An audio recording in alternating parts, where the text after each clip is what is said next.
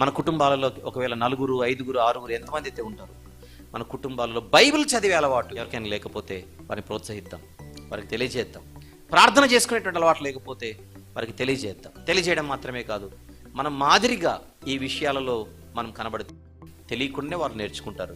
మన కుటుంబీకుల ఆత్మీయ ఎదుగుదల కోసం, మన సమీపస్తుల ఆత్మీయ ఎదుగుదల కోసం మన పిల్లలు బైబిల్ చదవమంటే విసుక్కుంటున్నారు అనుకోండి, ప్రార్థన చేయమంటే విసుక్కుంటున్నారు అనుకోండి, మనకి ఇమ్మీడియట్గా మనకు అర్థమైపోవాలి, సిగ్నల్స్ అర్థమైపోవాలి పరిస్థితి బాగలేదని. దేన్ని బట్టి నువ్వు బైబిల్ చదవలేకపోతే, దేని బట్టి ప్రార్థన చేసుకోలేకపోతున్నావు, దేని బట్టి నీకు ఆసక్తి లేదు, యూ నీడ్ టు రీథింక్. వయసుకు ఆయుష్కు సంబంధం లేదు.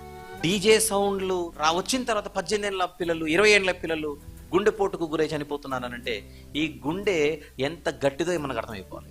సౌండ్ పెంచితే చచ్చిపోతున్నారు, ఆలోచించండి. అంత బలహీనమైనటువంటి ఘటాలు శరీరాలు. నేను బలవంతుడిని, బలవంతురాలను, నాకేం కాదు అని మనము అలా వెళ్ళిపోతే అవ్వదు. మనకు సెకండ్ ఆప్షన్ లేదు. ఒక్కసారి బ్రతుకు, ఒక్కసారి జీవితం, ఒక్కసారి మరణం. మరలా వెనక్కి వచ్చే అవకాశం లేదు. దీపం ఉన్నప్పుడే చక్కబెట్టుకోవాలి. ప్రభు యొక్క రక్తంలో కడగబడినటువంటి మనము, ఆయన వాక్యము ద్వారా మనము రక్షణలో, పరిశుద్ధతలో, ఆత్మీయ జీవితంలో ఎదగబద్దులమై ఉన్నాం.